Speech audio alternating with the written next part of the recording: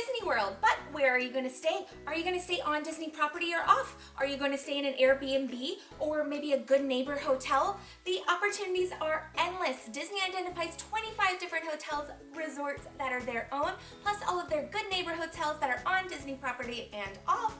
And you have all of your Airbnb options that include your resort communities and your non-Disney affiliated hotels. The options are endless. Each of them have their own pros and cons, their own story, and what fits one family might not fit yours. So, hi, I'm Jordan Ashley, and together we vacation. I'm going to help you narrow it down today when you are planning where you're going to stay on your Disney vacation. And I'm going to do that by all of my experience. I've lived here for 10 years, I've worked for the company, and now I help you plan with my free planning services at no cost to you. So if you would like to have personal recommendations that would be personalized for you and your group, your family, go ahead and look down the description box below. You can hop on a call with me, request a time to chat together, or we can talk over email, jordanashley@fantasticalvacations.com, or you can fill out my guest interest form down in the description box below, and I would love to help you out. So our first step is we are going to talk about which property type is your best fit. Are you going to stay on Disney property in a Disney resort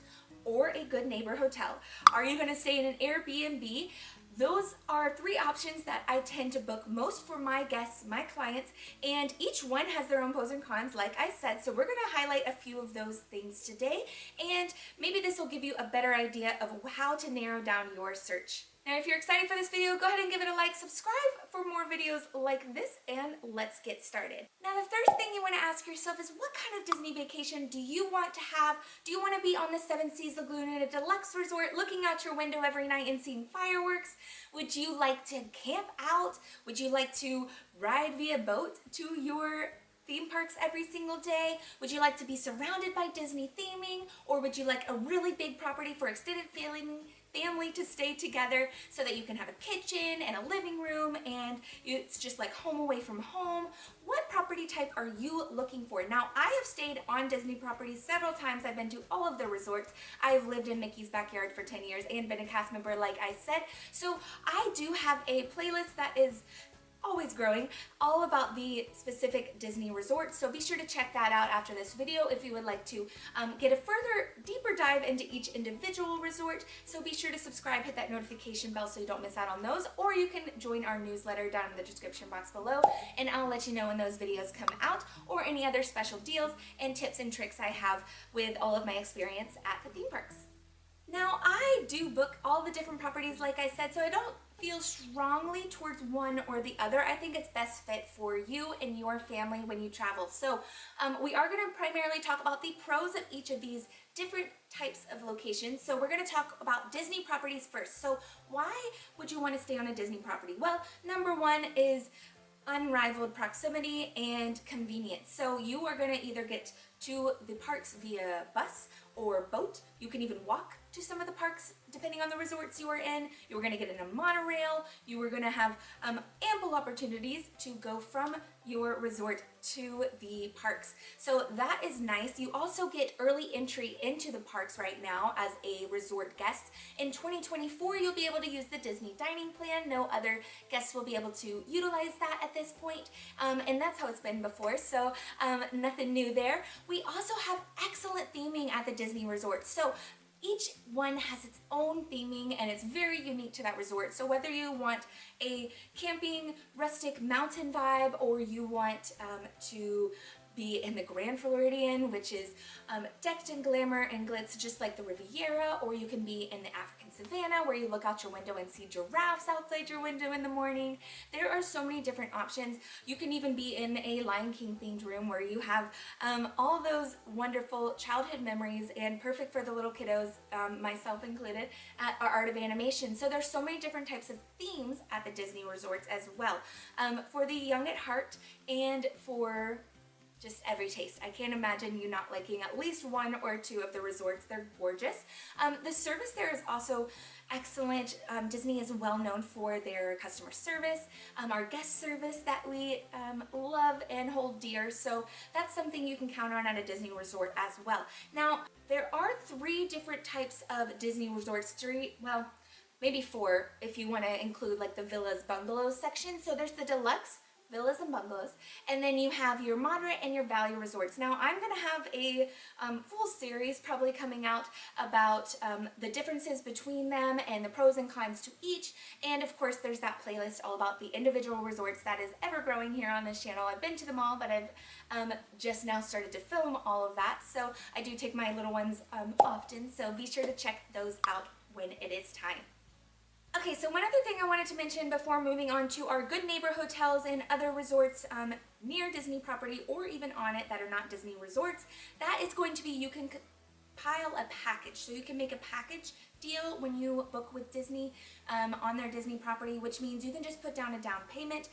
It has, you have up until a month before your travel date in order to pay the rest. So if you have to cancel for any reason, it's just a lot easier with a package. So if you're working with a travel agent, there's usually a way to get a package even pretty much no matter what way that you are booking your vacation.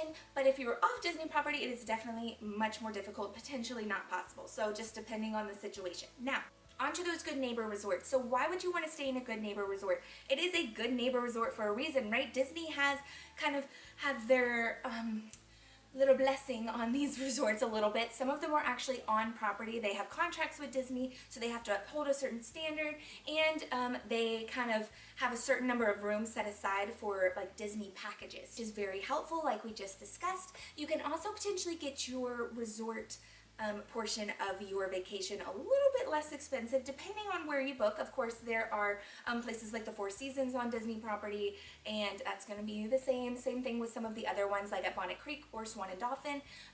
Even the Swan Reserve maybe will be a lot cheap or a lot more similar to the pricing you'll see at a Disney resort. But then there are also kind of those other names like the Hyatts and the Hiltons and the Marriotts and Holiday Inns that are on Disney properties so close. They do have some transportation to the parks. It's much more limited, so it will take you more time, and potentially it's just, I mean, I usually recommend you drive anyway, but they do have transportation to the parks.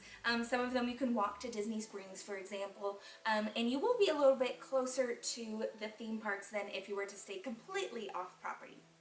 The other good thing is that there are a few of them that actually have a really good like recreational activities list. Like some of them have epic pools, and they have golf courses and all of the things that you hope to find here in Florida. Now let's talk about the pros of staying off property. I'm not going to talk about off-property hotels because honestly I just wouldn't recommend that.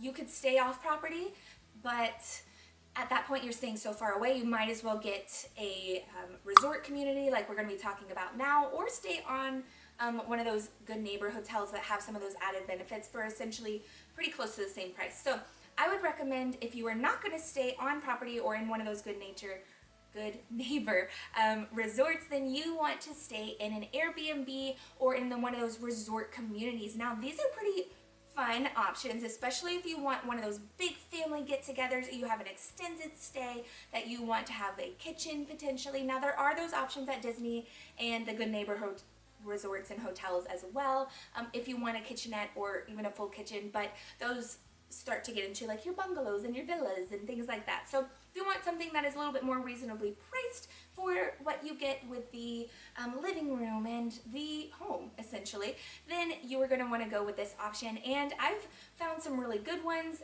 for my guests in the past. There has been some really great opportunities around the Disney area that are pretty close to property, so it doesn't take you that long to get there. But it is a little bit longer. You don't get that early entry into the parks, and you don't have the same level of service that you would get if you were in a resort, for example. But some of these properties that are in this area are purely rental homes. So they are built and designed to entertain guests like you. So you come with your family and you stay in your own home, and then you will drive yourself to the park. So you have to pay for parking, you don't get early entry, things like that. And you can't book with a package, for example, so you'll have to buy your ticket price.